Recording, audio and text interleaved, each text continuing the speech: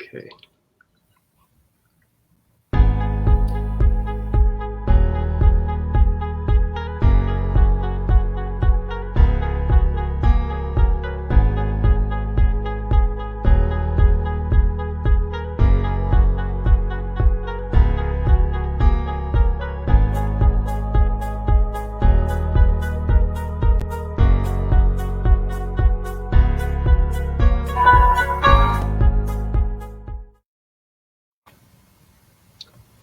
Hi, good afternoon, everybody.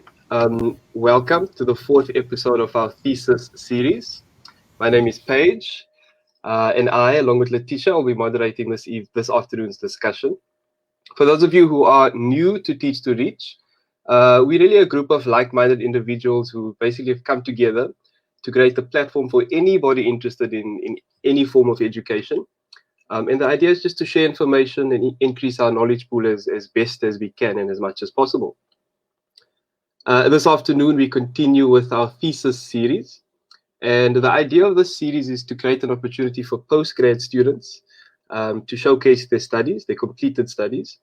And just like Letitia and myself, anyone who is busy or has undertaken postgrad studies, we know the challenge. People know the challenge and the difficulties involved. And oftentimes these studies don't go, they go unnoticed. They never get exposed. And so the idea of the Thesis series is to really give an opportunity to postgrad students to present their work, express their studies to society at large and in layman's terms. And that's the heart behind the Thesis series. This afternoon, we are absolutely privileged to have with us Ashley Visage. Ashley is a Canon Collins scholar studying for his PhD in education at UCT. He is the co-founder of Bottomup, which is an organization that promotes critical thinking and social justice amongst high school pupils. He's also a member of Thinking Space, which is a radical scholarship collective. His master's thesis is titled The Transmission of Symbolic Violence in an Urban Township School. Ashley, we're super excited to have you. But before we hand over to Ashley, Letitia, can you just walk us through the format of this afternoon, please? Thank you so much, Paige. So this evening is as follows. Firstly, we'll give Ashley an opportunity to present his research, and thereafter, Paige and myself will engage Ashley and discuss a few ideas that emerge from the study. And we'll also take questions from anyone watching or listening. So if you are watching, you can type your questions on the Facebook comment session, and we'll address those as soon as possible. So in today's session, it's scheduled for 1 hour and 30 minutes. And we'll try by all means to stick into the time frame. So with that being said, Ashley, thank you so much for joining us today. And we are so excited to learn and be able to engage you on your study. So over to you, Ashley.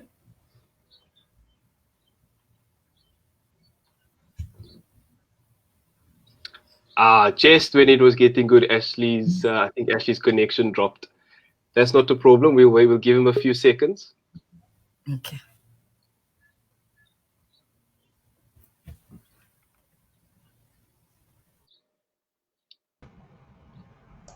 Hey, Ashley, how's it doing? We lost you there for a sec.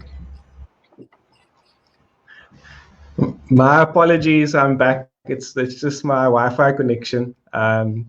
So yeah, thank you, Paige and Letitia, for the opportunity to also share about my own master's research.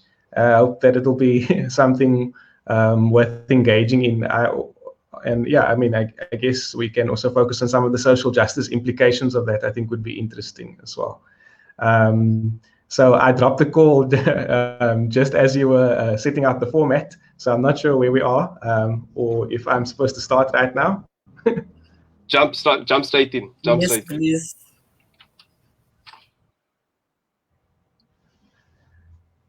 Sure. Shall I share my screen? Yeah, you can. Sure, thanks.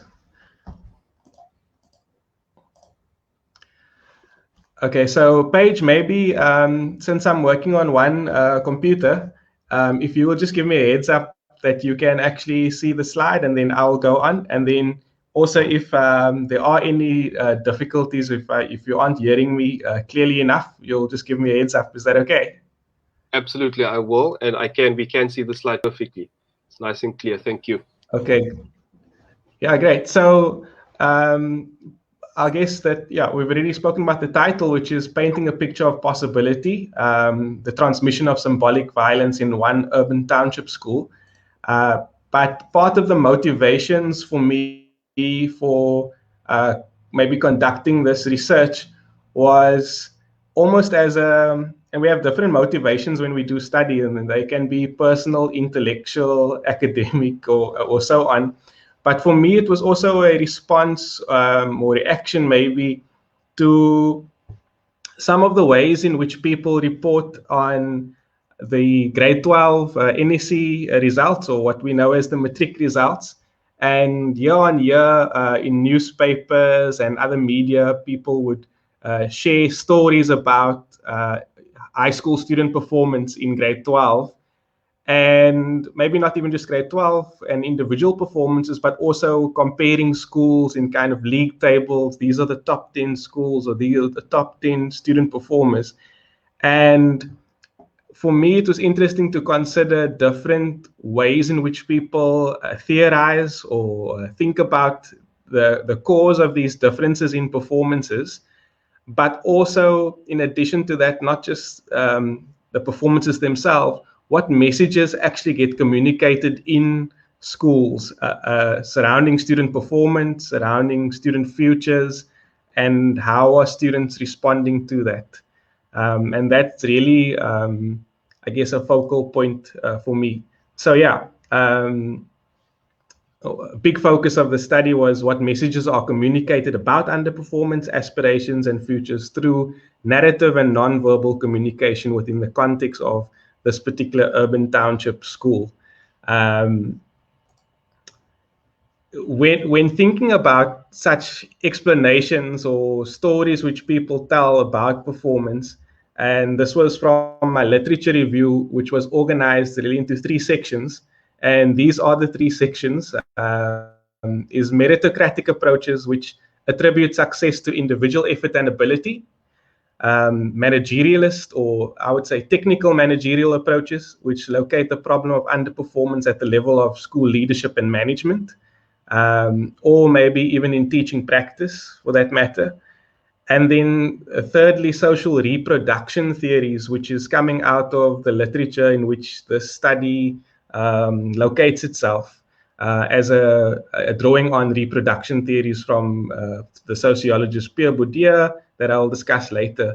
But in this theory, for example, social institutions are implicated in a process of intergenerational reproduction of class in society.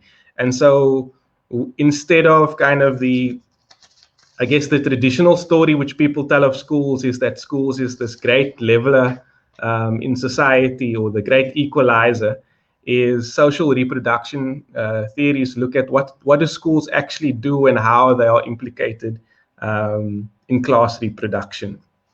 So 2 theorists which I drew on for my study mainly was Pierre Bourdieu, and there's one particular book on the screen right now, is Reproduction in Education, Society and Culture. And in this particular book, Bourdieu tries to map out how reproduction works within the context of school, but also talks about, for example, the ways in which those who are powerful or dominant in society always have control and power over what happens within the context of schools also. Then I also drew on Henri Lefebvre's, perhaps in a lesser way, Henri Lefebvre's Production of Space, where he talks about aspects of space, so lived space, what we do within space, for example, our spatial practices, and then how space is planned. And I tried to use these 2 theoretical, let's call them conceptual tools, to think about what messages are transmitted within the context of the urban township school.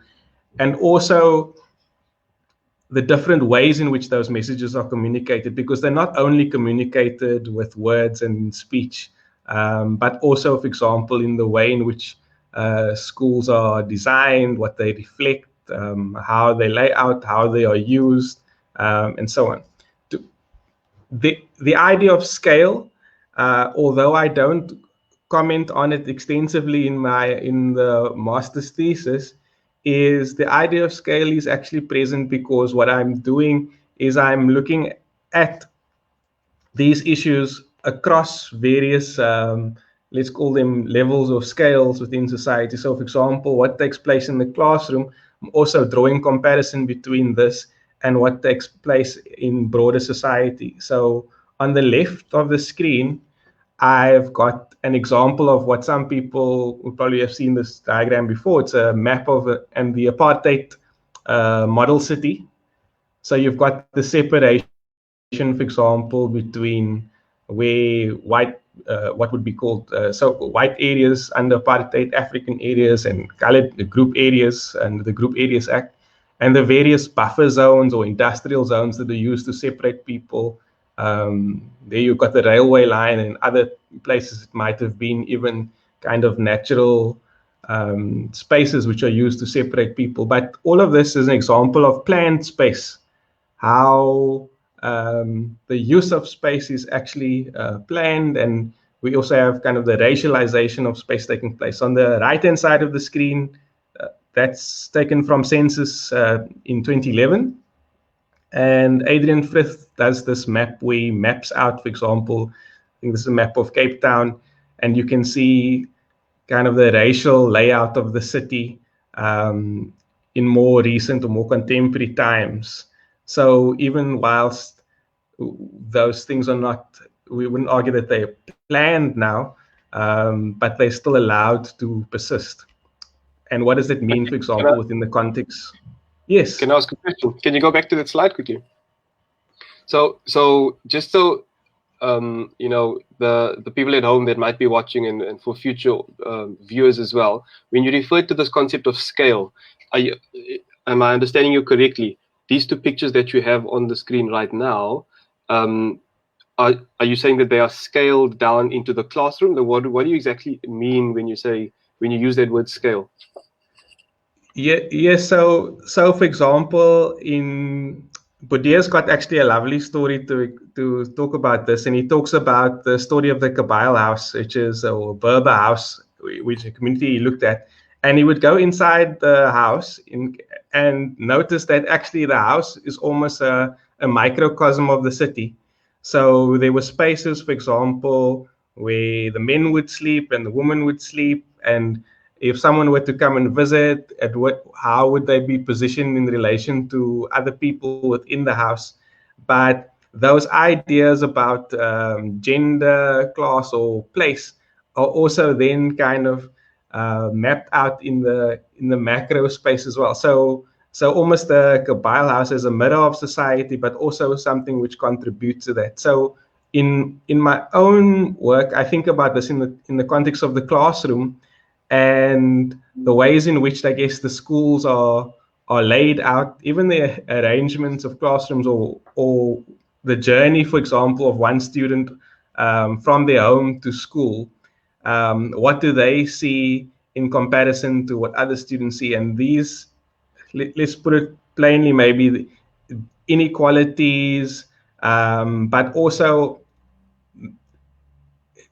messages, if you want to say, what are the messages which students can read in their own experiences within their classroom, within their school, within the context of their community, and how does that map out even at a larger scale as well? So what we're looking at here on these slides reflects maybe broader social space, but how are these divisions and these differences also reflected within the classroom itself? And that, given that even in a classroom space, for example, in the township school, you might have a teacher and students who are both coming from the same kind of social groupings here that are mapped out on the slide. but those differences and those differences in ideas are still present. But I think I'll explain a little bit more about this as we kind of work our way through the presentation.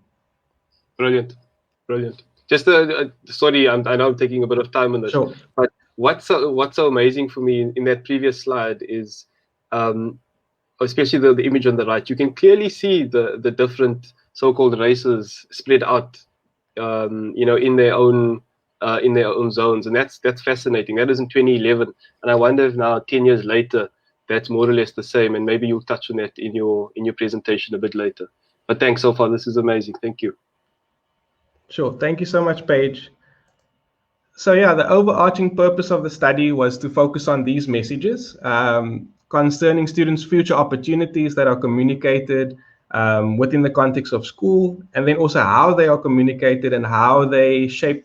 There's a word on the screen, habitus, which really just means student dispositions, the way in which they behave, the way in which they are in society, and all of those habits and so on, and how in turn they respond.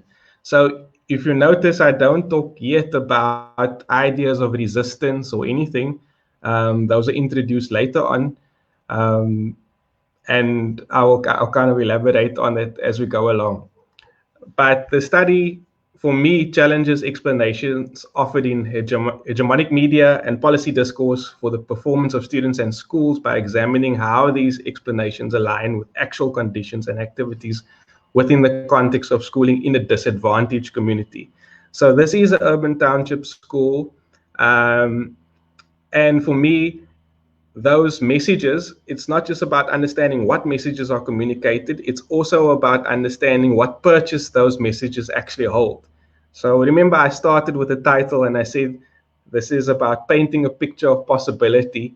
And so you will see later on that a lot of the messages which are communicated are in a way hopeful messages.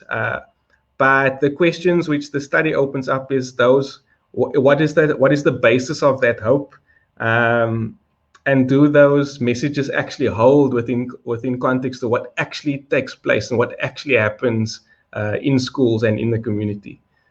So I've already spoken a little bit about the tools which I've used, so I won't go further into that. But on this slide in front of you is an example of my conceptual framework, which I used for the study. So on the left is what students and teachers hear. So what are the dominant narratives about who students are, about why students succeed or fail, about where students are going or what their future holds. And then what do they see, in particular in relation to space. So spatial arrangements, representations or representational space. Maybe easier terms to use here for Lefebvre is just spatial practice, lived space, and conceived or perceived or planned space rather. So for example, the visual artifacts of the classroom were also of interest to me, and I felt I wanted to include some of those within how I read what is going on in a school observation. So as an example, in one classroom I went into, there was a poster on the back of the classroom about, it was an estate agent's ad basically, but it was up there for a particular reason. And I had asked the teacher why this poster was up. It's a poster of like, I think 240 million rand or something rand a home.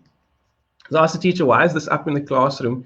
And the teacher's explanation was this was kind of something aspirational for students, so that they could look to this and see that, like if they worked hard, maybe one day they could actually purchase this home. So that was of interest to me as actually deliberate and planned use of space, even though it's just a poster in the back of the classroom.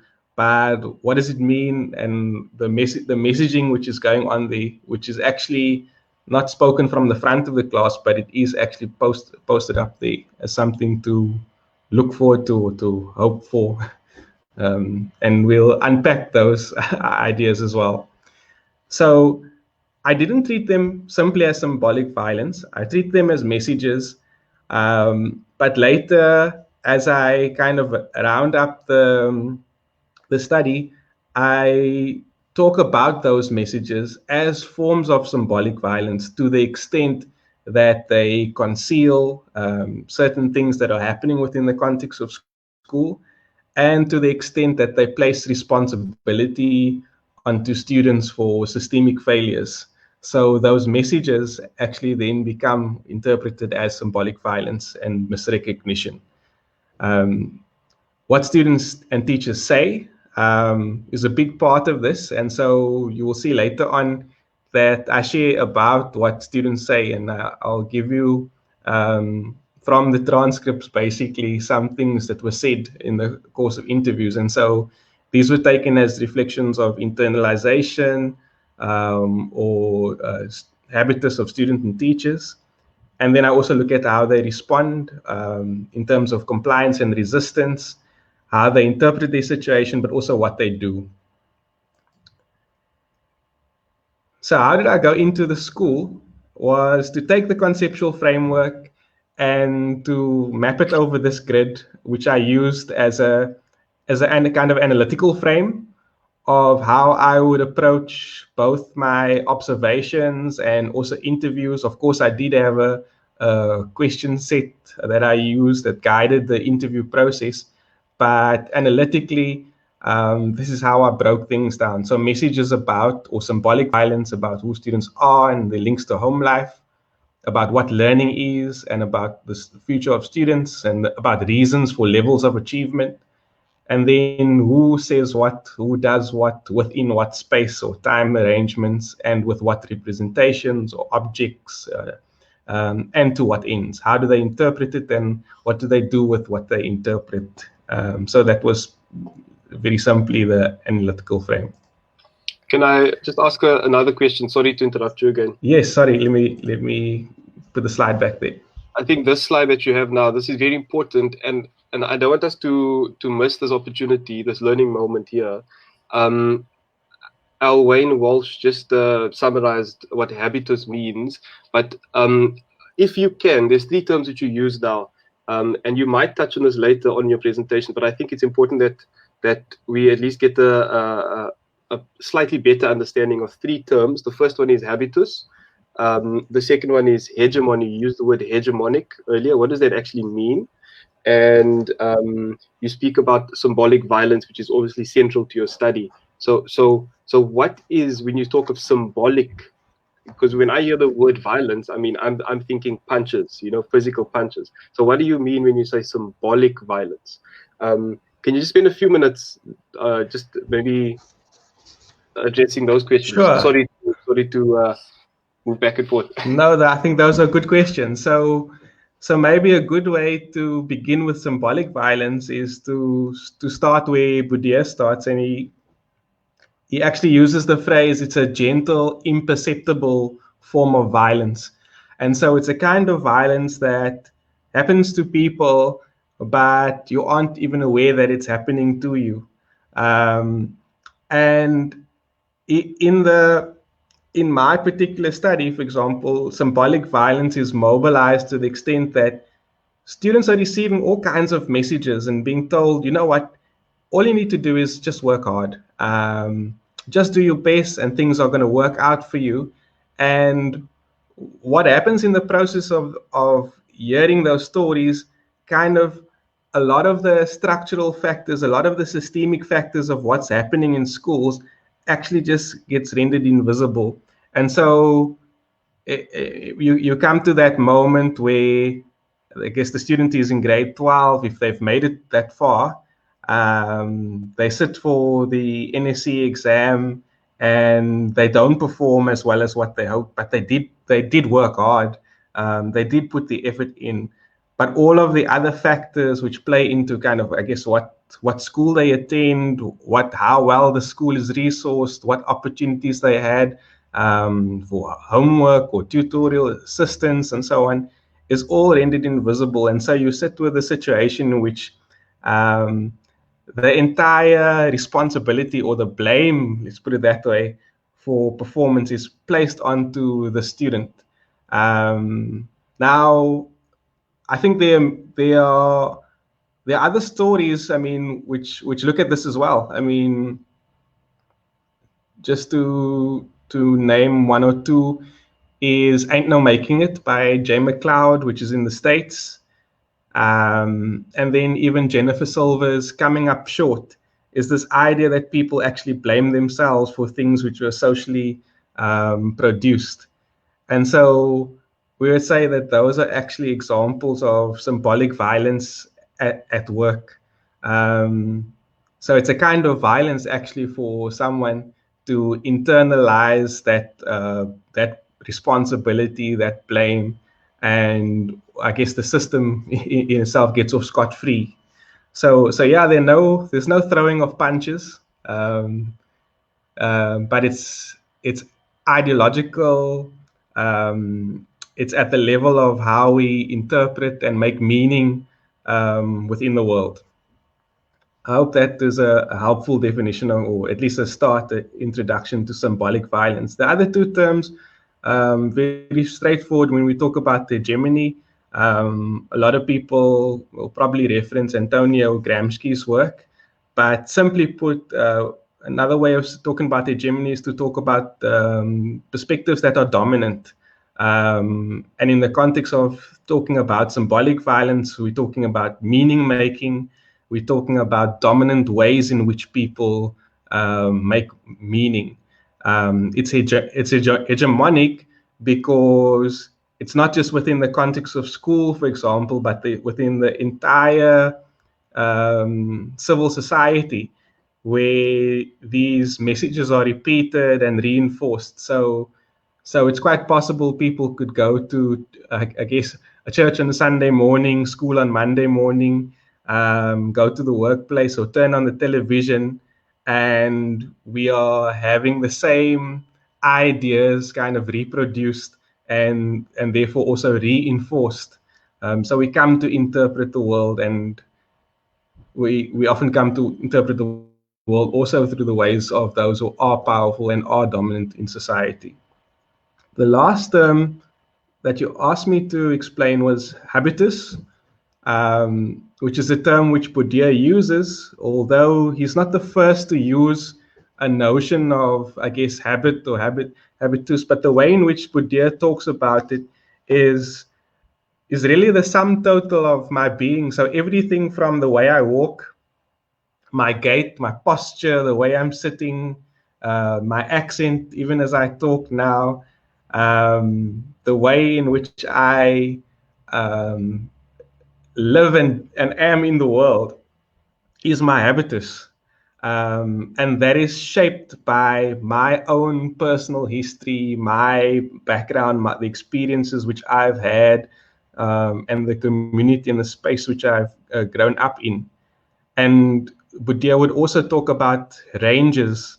So whilst we all, I guess, we can be unique in some ways, there's also the idea of habitus as within a particular space where we are able to identify, for example, a range of patterned behaviors, which we can also refer to as habitus.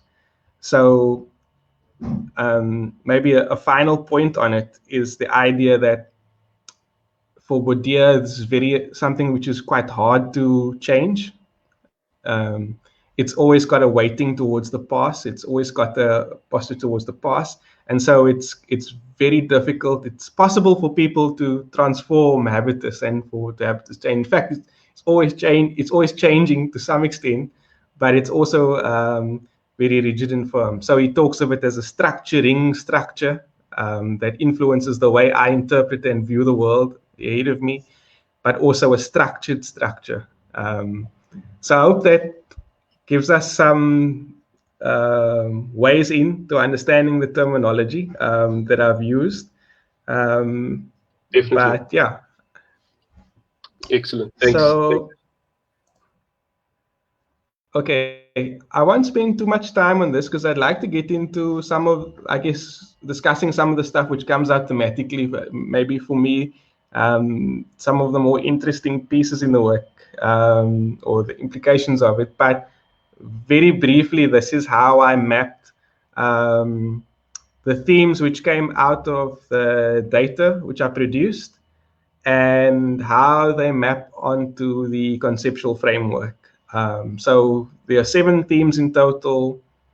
Some of them fit together. Work harder and futures wide open. And then these ideas of weak boundaries, which I'll discuss later, and then sensory overload, visible conditions, but invisible causes. And then again, futures wide open in terms of internalization, and then checking out and dislocation in terms of how students they respond to that, or how they, Boudier's term would be playing the game. We can just think of that as responses. So some of the exciting or interesting stuff is, I mean, this that it happens is also important. And in this first theme, I titled it Work Harder, to look at the ways in which this kind of is one dominant message which takes place in the context of school. And unsurprisingly, my intention was to examine teacher narratives about how they believe the game should be played and how this influences their evaluations of student performances. So a salient theme arising from a more general examination of the transcript is the theme of hard work, and so on. I put this picture of the factory over here because, not because I went into the factory, but because for me, the factory represents a place of people doing immense hard work or hard labor.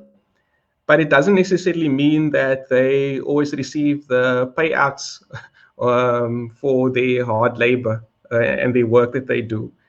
And for me, in the context of the schools, is maybe something which also takes place is that students may be hard at work, but also there be several conditions and contexts within their particular school which doesn't enable them to realize the benefits of hard work.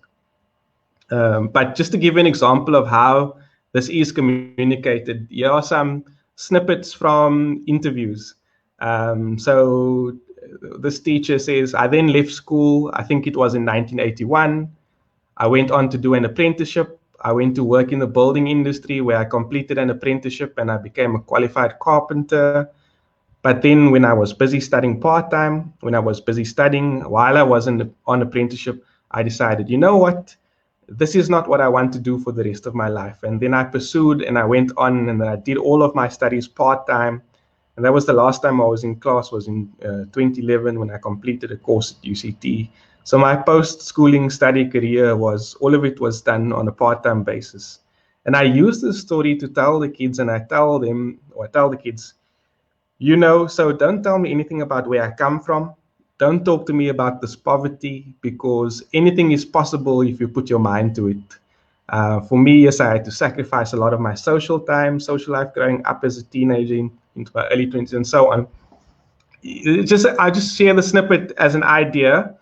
But for me, kind of most powerfully in this piece is this idea of a teacher who reflects on what he does, and poverty, where you come from, doesn't really matter. It's all about putting your mind to it and hard work. And these are stories we've probably likely heard at schools before when we visit schools, but it is interesting nonetheless to kind of just reflect more deeply on them and what they mean within particular context. Another teacher, I can remember when I started my first job, I was a casual at hypermarket here. I worked there for 10 years. I mean, I just finished matric and I started working there. My whole varsity, I paid for my varsity. I didn't take a bursary or anything like that from the money I earned there. So it's up to you, man, entirely up to the person themselves. And another teacher, but unfortunately our kids come from disadvantaged backgrounds, and as I were, but because of my choices and my willpower, I made my decisions that brought me to where I am now. But unfortunately, societies are so ill, it's very difficult for a learner to focus on their future self if there are so many obstacles in the way. So this teacher recognizes the idea that there might be obstacles in the way, but even so, there's still the idea or the focal issue of choices and willpower, this general kind of theme of hard work. So these are messages, for example, which students receive. Coupled to that idea of hard work is the second theme of the future being wide open. And so despite structural constraints or conditions, there's the idea that, you know what, if you still apply yourself, then anything is really possible.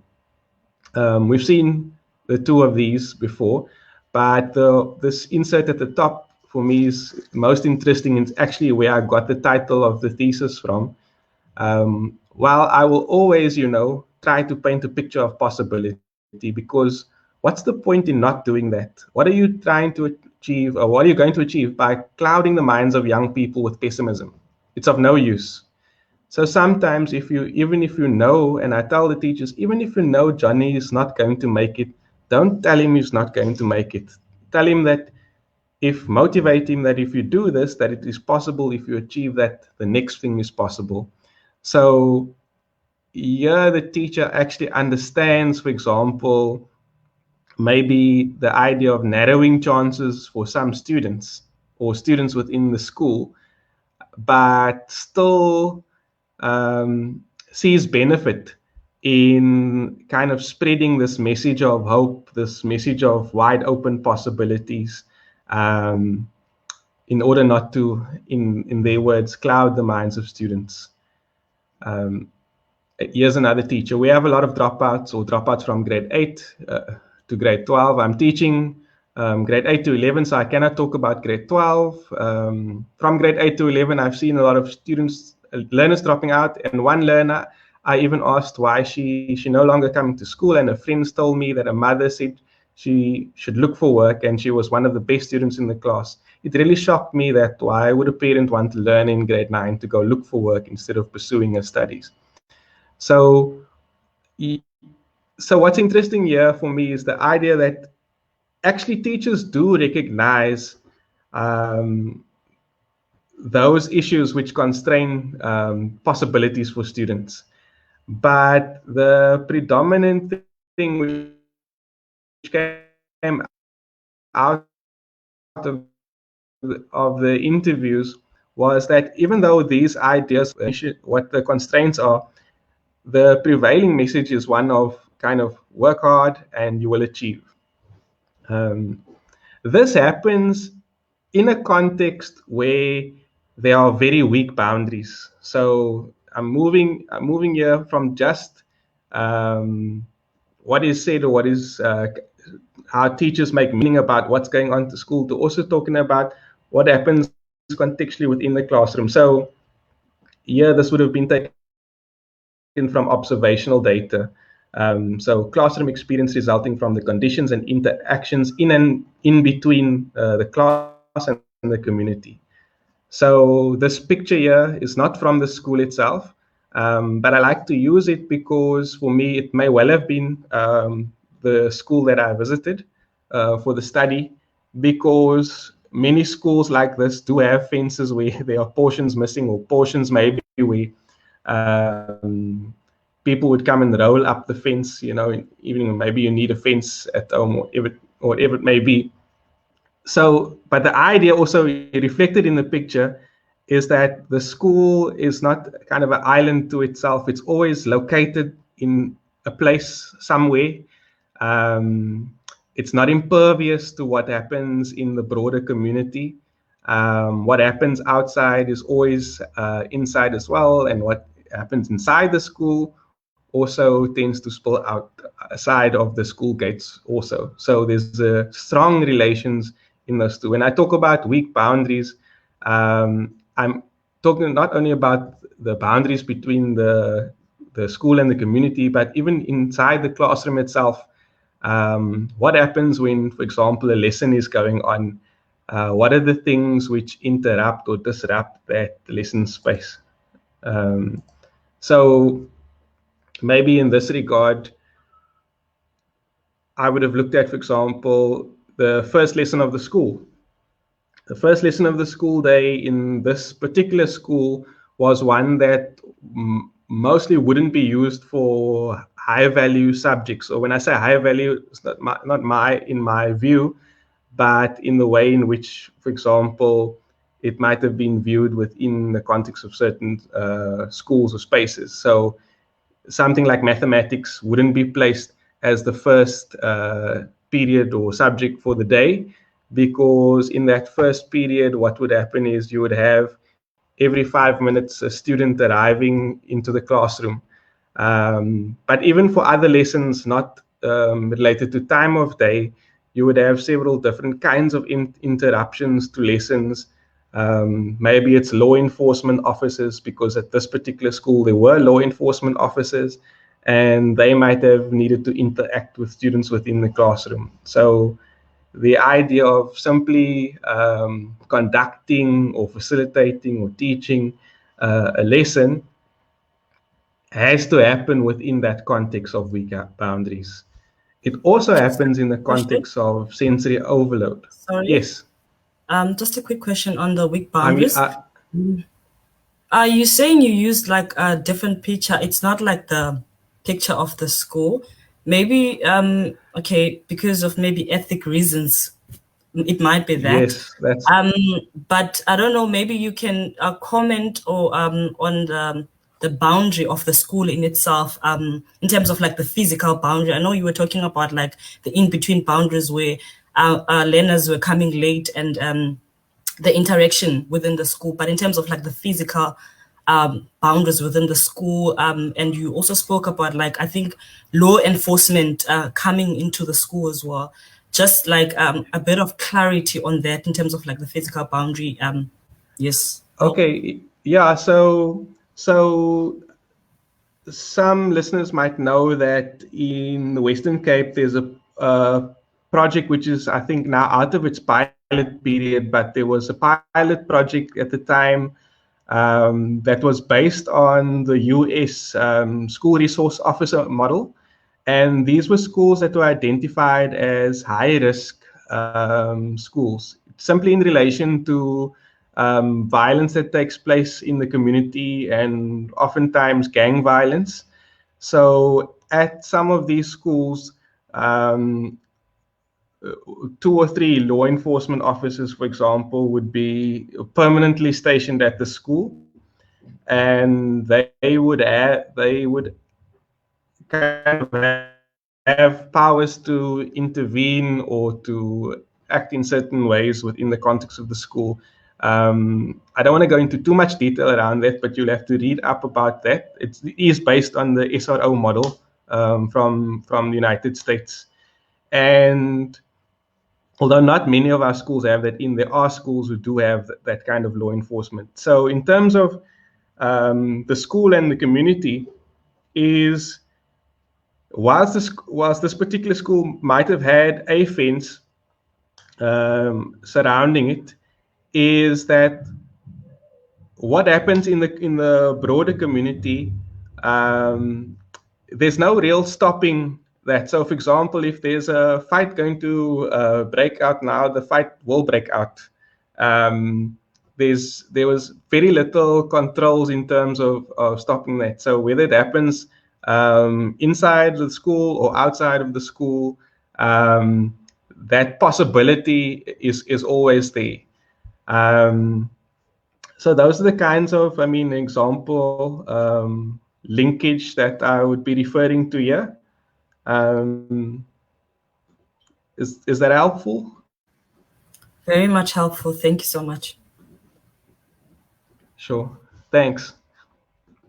Yeah. So linked to this idea of the weak boundaries. So if you think of it in terms of that idea that I was talking about earlier in terms of scale, is you have that idea of your classroom interruption happening at that level, but the school day in itself might also be affected by other matters which happen in the context of the school. So to maybe to pan out a little bit and to bring in the element of scale, is within the particular space that I worked for this study, it's not unheard of, for example, for schools to close early.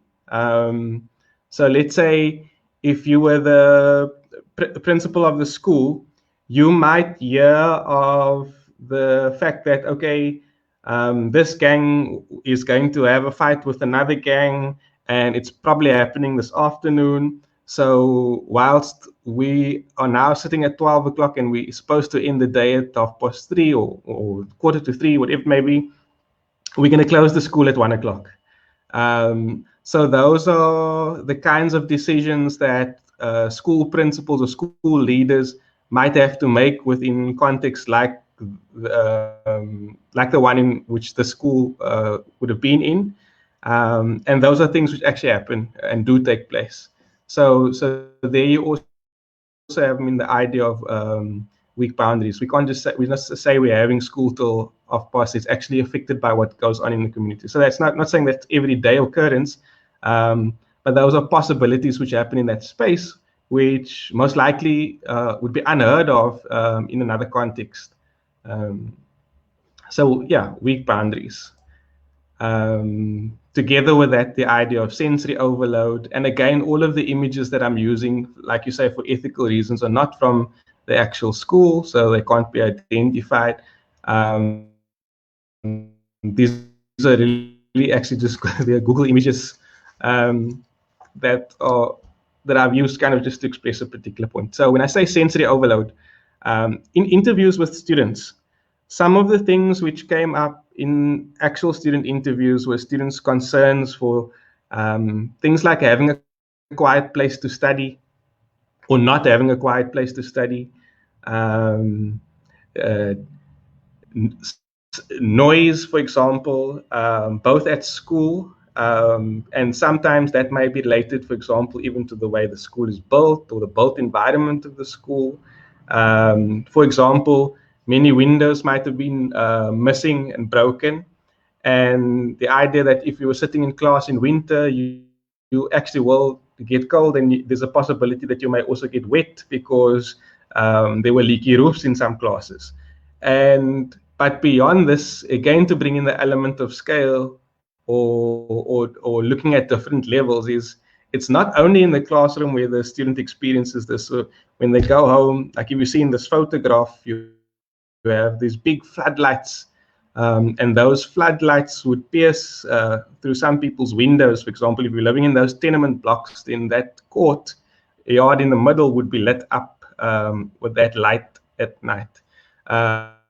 And there would still be lots of activity happening in the street. So the idea of students maybe in search of a quiet place or a place to study, even in this context, would still be pronounced. So here's some interview snippets from students. There is no library, this is at school, like a quiet place for you to sit during exams and study. There will always be noise, and the toilets don't get cleaned really often. It's a funny one, but they take children to clean the toilets. They don't hire real people to clean the toilets, and that's all. Yes, sir, there's no problem with the building or classes, but some classes are just too small. Maybe speaking to the issue of overcrowding. Some classes are too small. Why do you say that? But how many? So 40 or 50 something. And this would vary between obviously which grade, which class, and which subject. So some classes would be quite big, and some classes would maybe be relatively small, depending on how the school is able to allocate its teaching staff. And then this one is in Afrikaans, but I've also translated it there. So the question that was asked to the student was if they were, let's say, given the powers to be able to change anything in his school, what would they do? And this student responded, I will probably buy a heater for every class. And so the student is also referencing that very experience which I was telling you earlier on, is that actually in winter it can be really cold in the classroom. And so for him, this is a barrier also to, I guess, staying focused and concentrating within the context of the class. So weak boundaries, sensory overload, and these experiences, for example, are not only experiences in school, but also experiences on your way home and at home. So here's another not so funny photo of students, and these are again not the actual students in the study, but the idea that you could be sitting in a classroom, for example. At this particular school, it wasn't to that extent, but there were spaces, for example, in the school where water would build up, and classrooms where you would have to put buckets out and things like this if you were teaching in that particular room in the class. So I talk about them as, or I label this data that was collected on this point as visible conditions and invisible causes, because of the fact that both the students and the teachers could often name these things. They could often say, for example, what are the conditions in our school, and recognize that certain things maybe aren't the way that they should be, or as helpful as, or aren't in a way that would be helpful and supportive of their learning. But the causes of why the things are the way they are seem to be invisibilized. They just are. So yeah, to put it a different way, just as the electrical wiring remains hidden, the causes of student underperformance remain hidden in everyday discourse as well. So this is to maybe substantiate that point from an interview with a teacher, and in this interview, the teacher was asked about kind of conditions within the school and whether they thought the school was adequately equipped for providing quality education and so on. And the responses, there were two different responses that were given by the same teacher. And the first response, which is not on the screen, was a response around feeling that, yes, like the school does have at least the basics, and by this, the teacher was saying, actually, like we do have classrooms, we do have teachers, we do have, for example, textbooks and so on, because of course there are very many schools in South Africa who don't even have those things. So when we're talking, for example, about rural schools, there are many schools that don't even have functioning or safe toilets.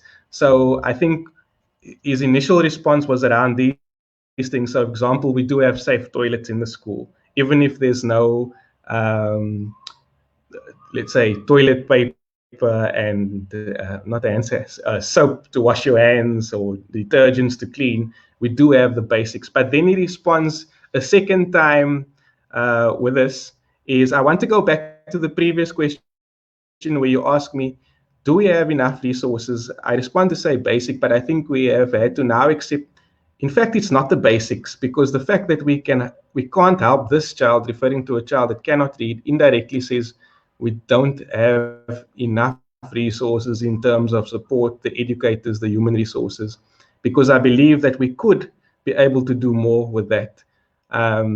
So actually saying that if we were adequately equipped, we would have been able to assist the student who is, and this was a high school context, so who is now in high school but cannot read, but actually feeling stretched. In the process of the interview, as I remember, there's actually the idea of feeling stretched. So, and calling out even to the department for assistance, but then being asked kind of, so what plan have you put in place? What program have you put in place? Even though the school is sitting with very few, very little resources, and teachers themselves in that context stretched and not really able to provide students with the kind of individual support that some of them might need. So another teacher, the library, we don't have a library at our school. In the beginning of this year or last year, I got two Congolese girls in my grade 10 class, and one of them couldn't read at all, couldn't understand English at all.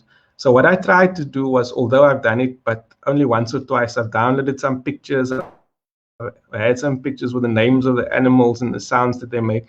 So that was teaching them. I don't know if that's special grade R or whatever that was, teaching them.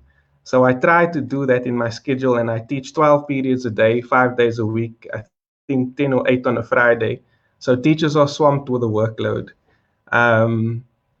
So I mean, maybe that also speaks to the, I guess, the changing space of the school, but also the inadequacies of the resourcing of the school to actually be able to do and assist students where they are needed.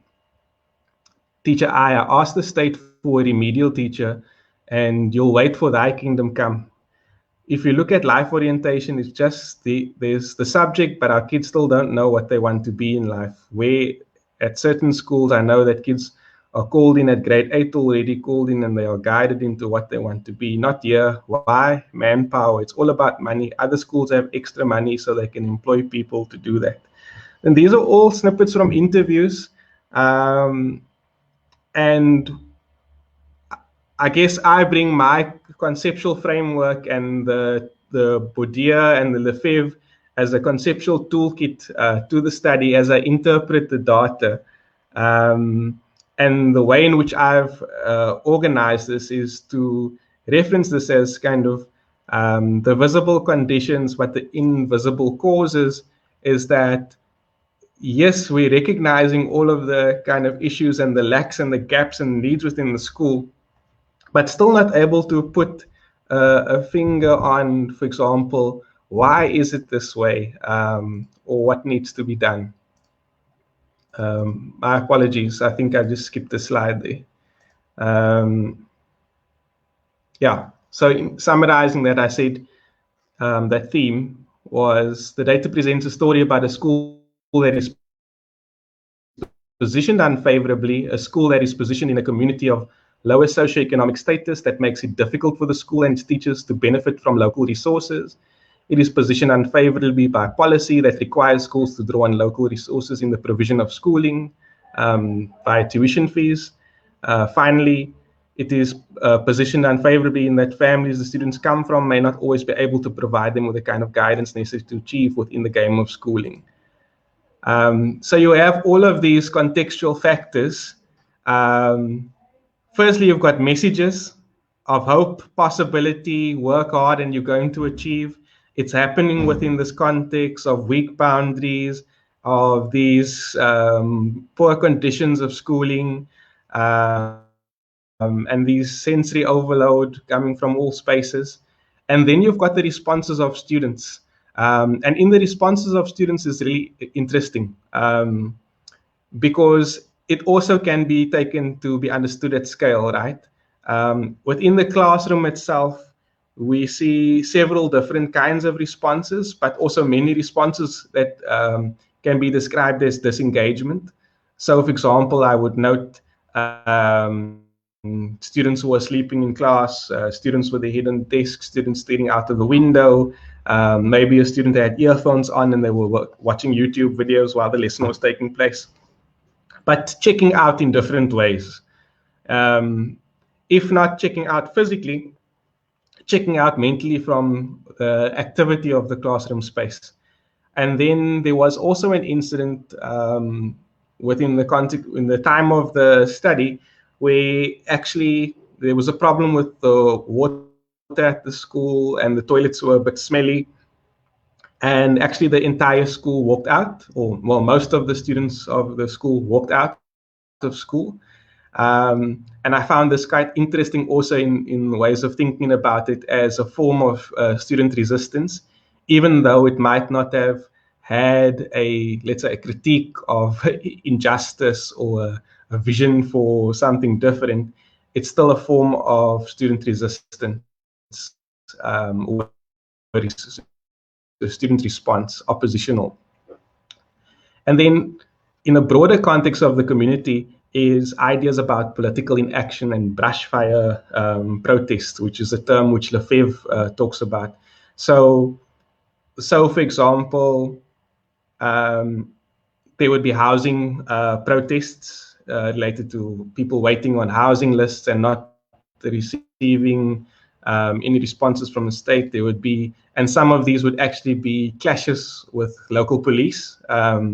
So things like tear gas and stun grenades and all the rest of the things which go along with these kinds of protests.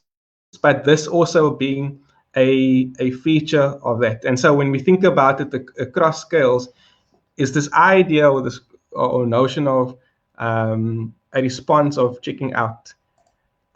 Here's some examples. I mean, teacher wakes a student who looks as if they are sleeping, says this is not a sleeping session. Student opens to peek outside a window. Students with heads on desks, some students rocking their desks, ends in a minor scuffle. Students with head on desks, 3 other students now congregate at the back of a class. A student at the back of the classroom has his head on the desk since the beginning of the lesson. One student gets up to have a conversation with a friend while the teacher continues typing on slides. Another student is wearing earphones and watching a video on a cell phone. I want to speak about the two also as a pair.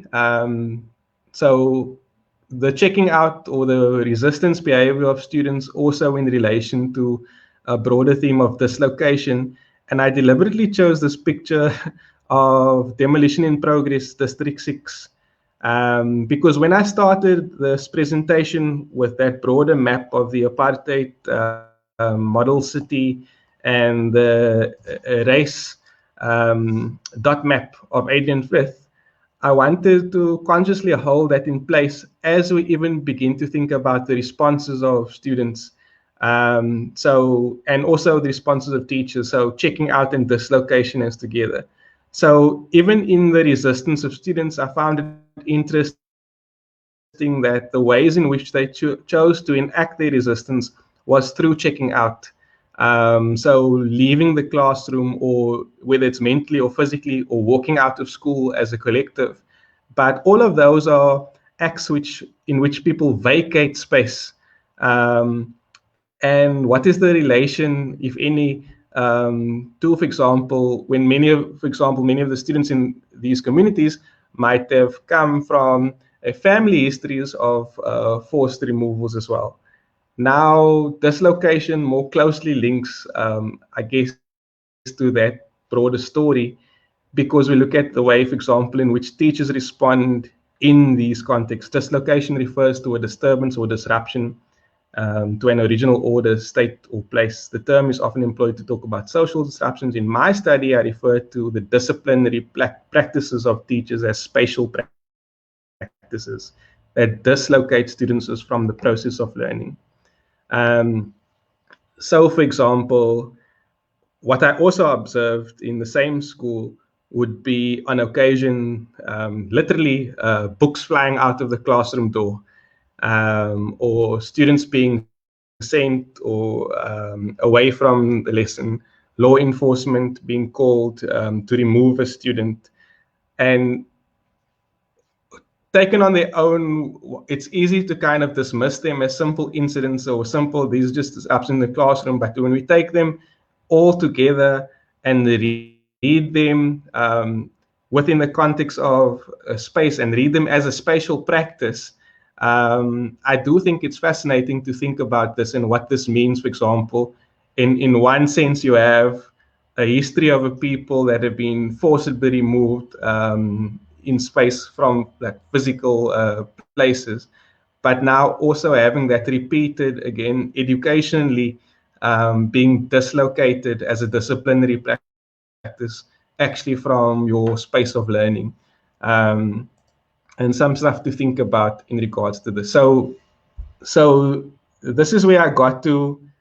I guess the meat of it is to take all the data and to ask, what do they mean? How do they address the actual question which I had in the beginning, which was this question about messages that are communicated? Can we understand them as symbolic violence? How do students respond to this? And so the first question was, what meanings and descriptions of reality are communicated to students concerning risk and responsibility in relation to success and aspirations? So we've seen now the messages which students are given, and those were mainly messages about hard work, about putting your mind to it, messages about futures that are wide open, and that's all up to you in order to do that. Most of these messages are well-meaning, by the way. I think that most well-meaning adults might encourage students to work hard and to do their best. There's, of course, little harm that might come from students putting in concerted efforts towards their goals also. We all do need to work hard. The violence, however, for me is present in the concealment of the myriad of social forces which do act upon students and their schools and their communities. A piece from McLeod, which I use, suggests that it leads people to see structurally determined processes as the result of individual agency. The second sub-question was, how are students being shaped by the meanings conveyed to them through the multimodal communication within the school? And I said that in Boudreaux's view, when students act in time-space, their actions could be taken to reflect their feel for the game. Similarly, when students speak about their experiences at school and about their aspirations for the future, their reflections convey something of the history and the life experience that have shaped them, their habitus, in very particular ways. What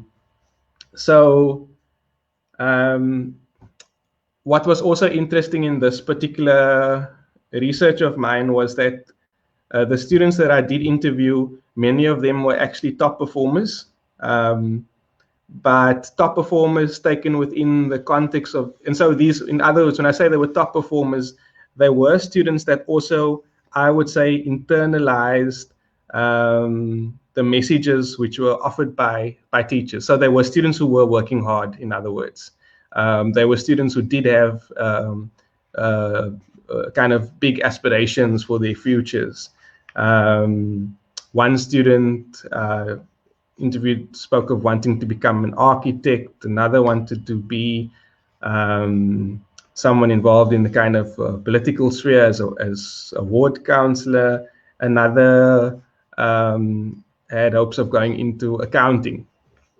But even whilst I say they were top performers, and whilst I say there were students who worked hard and imbibed this discourse, at the stage of doing the research, a top performer, for example, within the school might have meant someone who's gotten 50 or 60% in their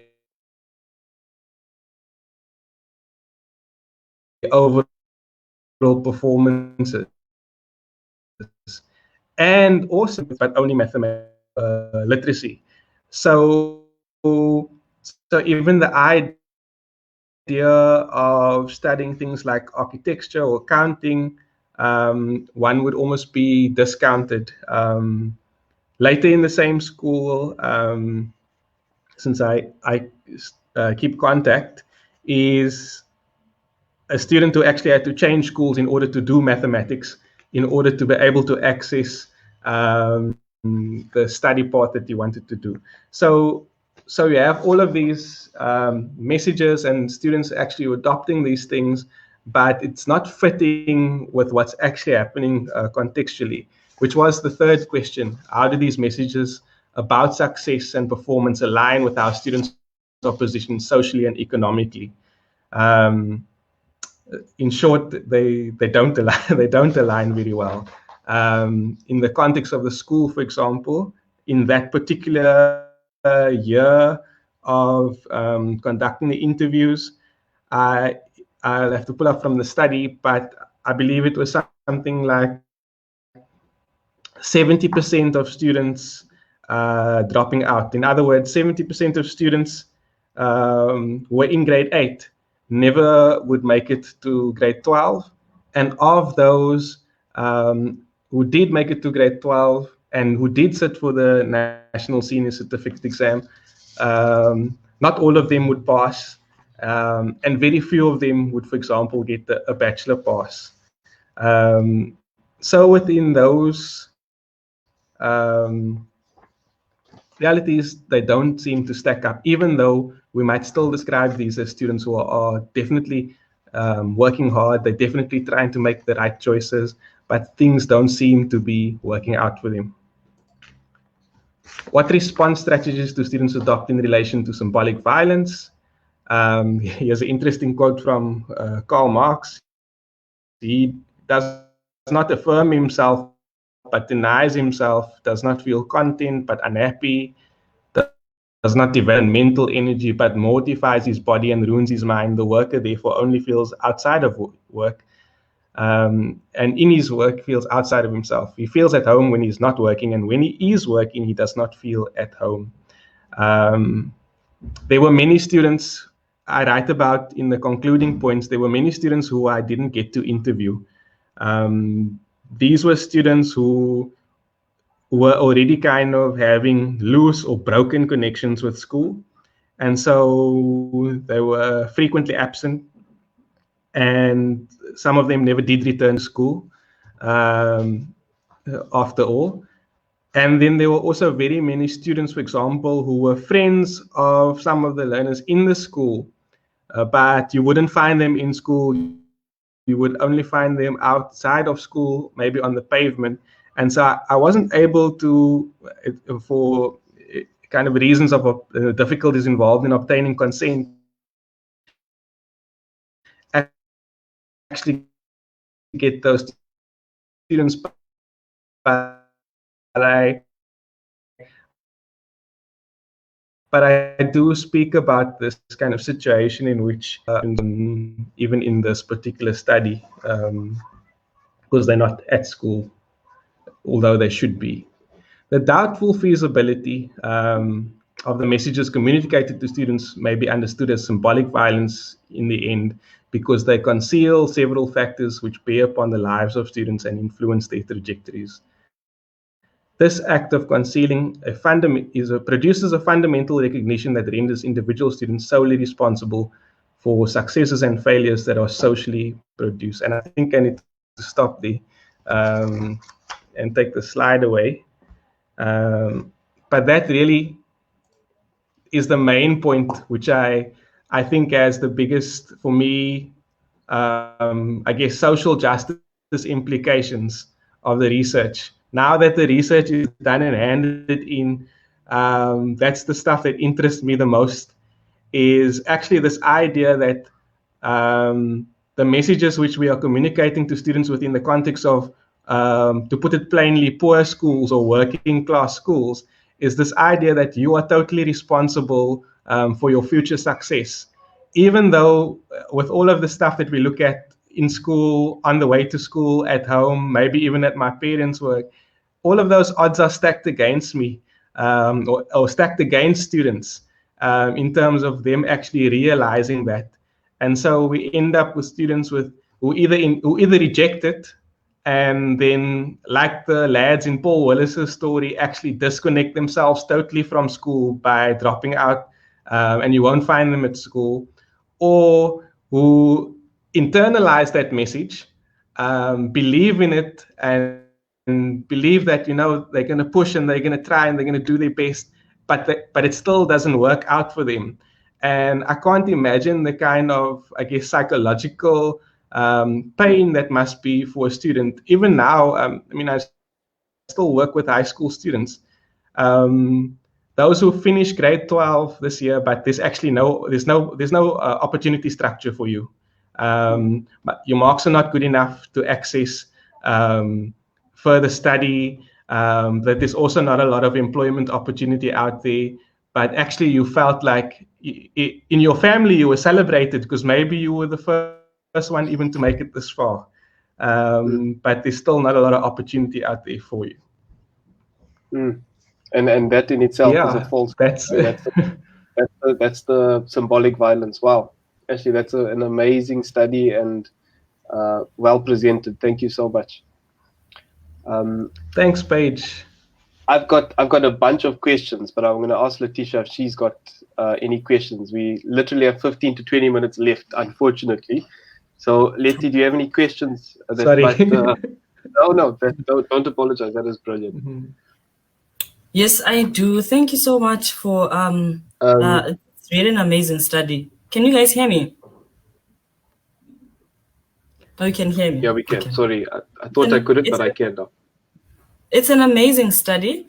I think what I really like what you do in your study, the word that was really coming out was this is a study that sort of like in a decolonial manner in many ways, because as much for myself, what has really bothered me, because I'm from a rural background in the Eastern Cape, and then I moved to Cape Town. What really bothered me in terms of going through the system of education and coming into the UCT system under the extended program, which is also has its messages about it and negativity, was the fact that when it really, there are this, the language that is used when it comes to urban schools, rural schools, and Black learners and all that.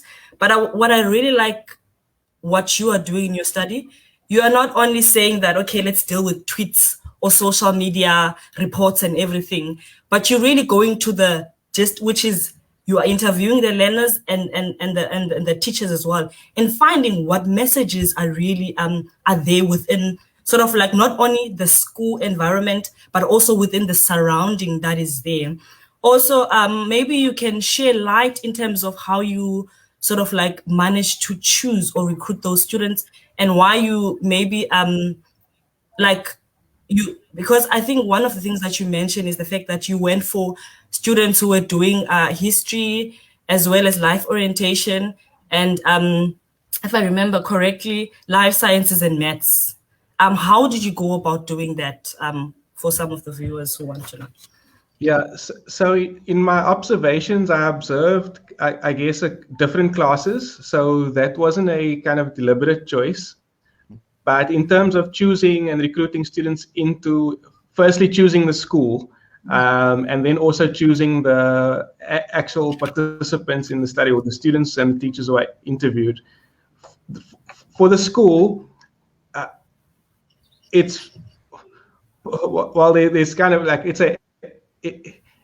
academic reasons and personal reasons. So for personal reasons, I grew up in a context which was not, let's say, as bad as the school which I actually did for the research, but close by.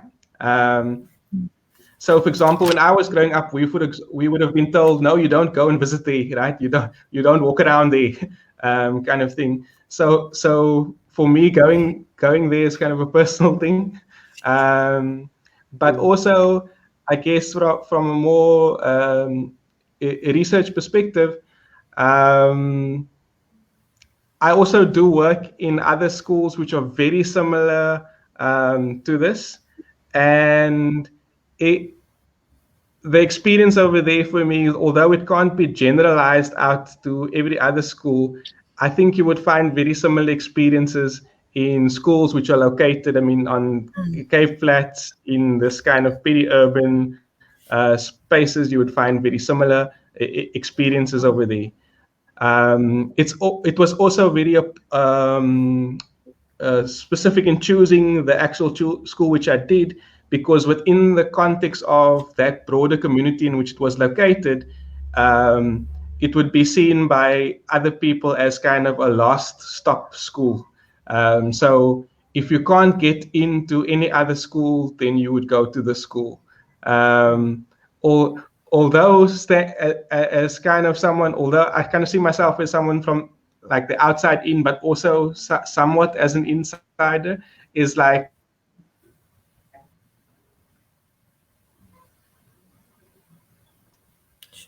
if you look at them on a broader scale, like actually the differences. Sorry, actually, we're losing you there, but the connection's not that great. We'll give you an urban. Am I back? There we go. Yes, you are. Can you repeat that last Okay, point? yeah. Oh, yeah. So I was just saying that because of how the school was located, both socially, economically, and then in terms of, I guess, this story about the Cape Flats, I specifically chose a school like this. I could have chosen other schools which are also like this, but I chose this particular one. And so in my write-up of the thesis, there's a whole explanation of how I deploy certain terms, for example, what I mean by Cape Flats, or the politics around, for example, colored identities, and so one also comes out a little bit, although not to a huge extent. But that was the kind of reason behind that. The students themselves, in the particular school, I'd also had other contacts with the school prior to doing the research, which helped me actually access schools. So because I do like youth work in different schools, high schools, access was made a little bit easier like that in terms of kind of making contact, because it's always kind of a anxious thing to contact the school principal, can I come and do research into the school. I did initially try to recruit a very broad range of students into interviews, where I wanted to, for example, not only have students who were just top performers, but students, for example, who were not doing so well at school or had those loose connections, but in trying to kind of build those relationships and to do things like just practically things like consent forms got in the way. So ethically, we have to get consent forms signed, and you might find you send the consent form out, and now all of a sudden the parent wants to know, what is this for? Is it paid? All sorts of things. So it wasn't actually easy to recruit some of those students into the research itself. Thank you for that. Do we still have time? I wanted to ask just a quick question. Go for it, please. Go for it. Just on the hard worker narrative in terms of the teachers' accounts, don't you also think the positive outlook that they have, saying that sort of like they should work harder and the problems that are around them are sort of like invisible in some way? Don't you think that outlook that they have is also like rooted sort of like in the education system that they receive? As I assume that maybe those teachers are already maybe in their 40s or part of the system, Ubuntu or something like that.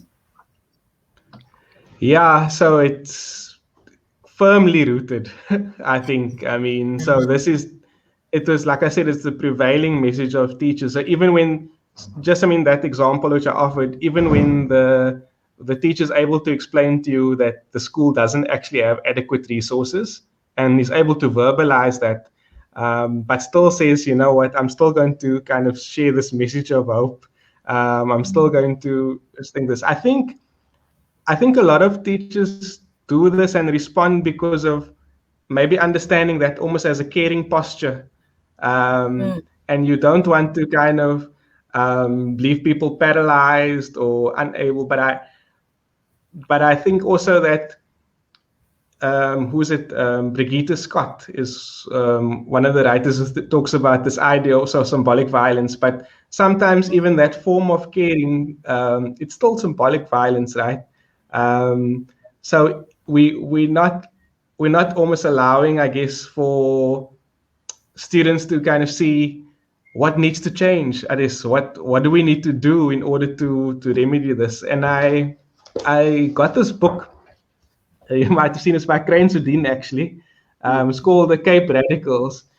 But just to contrast that, for example, with something like there's a snippet in here from Ben Kiss, who's out of the Unity movement, and says that it is the duty of the true teacher to pull off the mask and scrape off the scales of ignorance that blind the youth. Of the true teacher to give his pupils knowledge so that they may know the world and so that they may change it. So when we call on, I guess, like frames like critical pedagogies, kind of the Freirean literature or the Gramscian idea of critical education, yes, at that interpersonal level, it must be very difficult to deal with, and how does that play out within the context of the classroom? But for myself personally, I guess there has to be some time or some point where we actually deal with, I guess, the realities which are oppressing us or holding us, not just our schools, but actually holding our community in this place. And I think critical pedagogy offers us an idea that can happen even in any classroom, whether it's the maths classroom or the history classroom. there's an opportunity and there's a space there for us to begin to actually know the world, or to read and understand the world and the forces which act on us.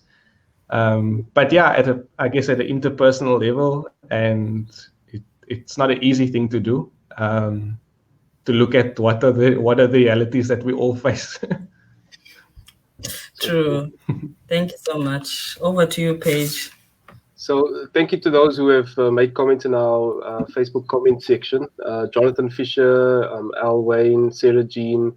Jonathan Fisher has a really good question. I'm going to pop this up. He says, your study reflects the truth. What possible solutions or recommendations of needed change does your research suggest for the working class disadvantaged school? Got a long page of recommendations. But fundamentally, I mean, if you think about this issue of conditions and context in which learning and teaching must take place. So when we think about those leaky roofs, the broken toilets that Equal Education often talks about, for me, those are the very basics. The system itself is not going to be remedied the day that we fix all the toilets, right? But those are the very basic things that do need to be in place for us even to be able to. So when we talk about teachers, for example, being reflective or reflexive practitioners in the classroom, how can a teacher be a reflective practitioner? Like if they actually got to worry about like timing myself when I go to the toilet here, or students worrying about, I'm not going to use this toilet. I'm trying to sneak into the staff room to use the teacher's toilet because the other one doesn't actually have a toilet. So like I think just having those basic things in place. And then one of the teachers which I reference also speak about, I guess the most important piece of the system is human resources. It's the teachers and support staff that actually make schools function. But in order for that to happen, you do need to have adequate funding within the system. And if you just follow what's happened in the last year, even during the COVID pandemic, we've had budget cuts to education. The budget is gradually shrinking over time.